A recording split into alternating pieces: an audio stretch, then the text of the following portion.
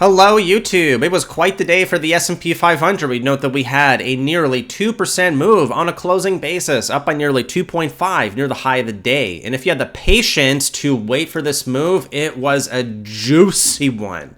Yesterday we were talking about how some of the nastiest, sharpest rallies happen in a bear market. We talked about this day right here, which was a 4% day. Well, we had a very similar move here overnight. The ES moved up by over 100 points from low to high. From 3610, we moved up by 140 points, which is the equivalent of 14 points on the S&P. We completed our W, which is sloppy, or a cup and handle, and now it's looking for more. You're going to note there is a pink number right here. We're going to come back and talk about that in a moment. But what I want to focus on first is just the fact that almost everything was up. And people might be wondering, well, why is everything up? Even Apple, like why is Apple up off the lows? Well, that's for a simple reason. Whether you know it or not, stocks generally bottom on bad news. And what do we have today? Yeah, we had a deluge of bad news, right? There was no shortage of bad news today. So that's what I was trying to get at yesterday, where I was talking about how I don't understand why we're basing out here above 360. If they can't get us down to 358, when are they going to do it?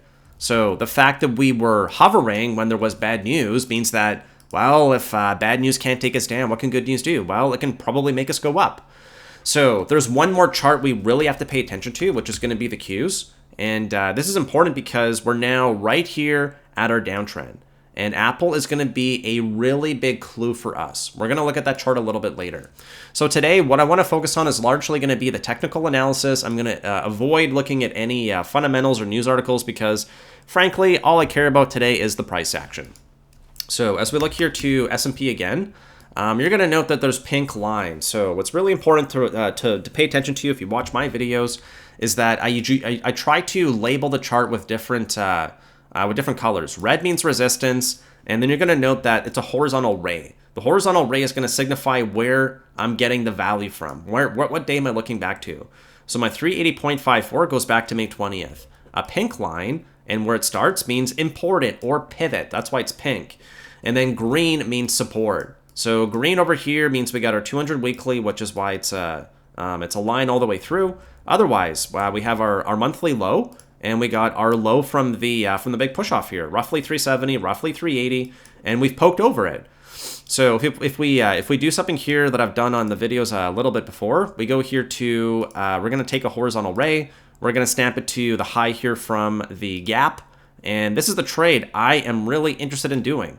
So if we zoom in now, once we got through this area, that's where the squeeze started to get. That's where we started to squeeze up higher, but we ultimately roughly settled right on this area again. And you might be wondering why. Well, that's just because once we get inside the gap zone, it means there's no one left to sell it. And we took 1, 2, 3 attempts to reclaim it. That's called a dub. So generally speaking, on the third test, if we're actually going to break it, that's when we do. And in true classic technical analysis fashion, we did it. So now what we want to pay attention to is if we're able to hold 371 tomorrow, I'm paying very close attention to the gap fill at 373.4. which we talked extensively about yesterday. If we're able to get through there is one more level on SPY, which is so important for me. Let's have a look here on SPY. It's going to be the pink line here on the weekly. And this goes back to our March 1st low, and that's nearly a year and a half ago now. So right here, we got 371.88. So if we're able to get above, call it 372, I think there is a good chance we could snap up to 375, maybe even as high as 380. And I'll show you the reason why. It's simple. So when we look over here, if we're able to get up, I'm looking at 380 as my resistance area. That's basically the reason why. And if we note that we bottom on bad news, well, look at the Qs. The Qs today, what did it do? Well, it has a higher high, higher low. It closed inside the gap, nearly closed above the high, and we're right here at the bottom of the downtrend. So if we're gonna stop going down, like it could do it tomorrow. It could snap up to 285, drag S&P higher, and that would be something I'm paying very close attention to here. I would also note that we're looking for a push off the 200 weekly, which is exactly what we're getting. If we failed to push off the 200 weekly, as I mentioned yesterday, we were probably going for a nasty cut lower.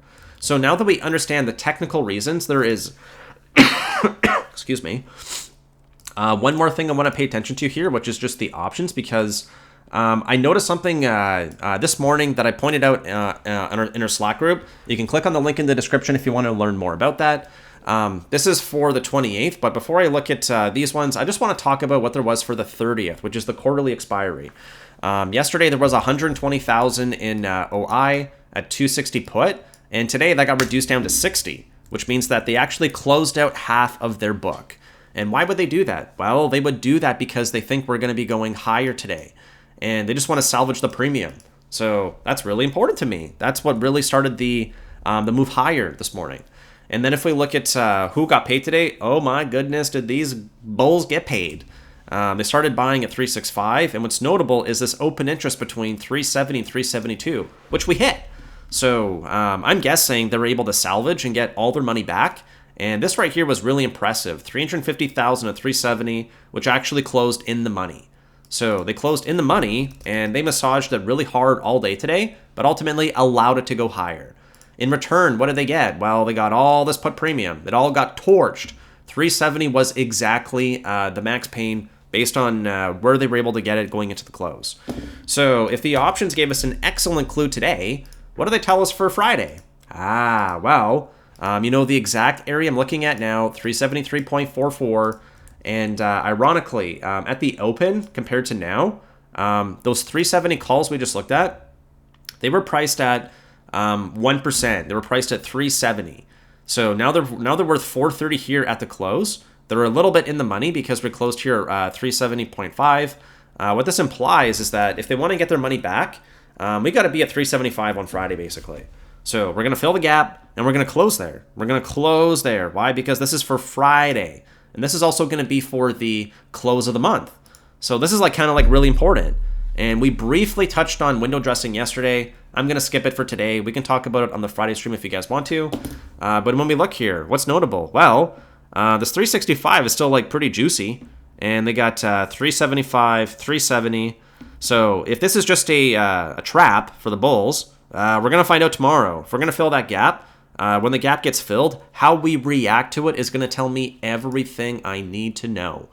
And then over here on the call side, even though they are currently winning, meaning on the daily close, there's not nearly as much motivation or open interest. So the bears are still much more motivated to try to stomp this thing going into Friday. If they're not able to, and a weekly lower low getting recaptured just means that the sellers are exhausted.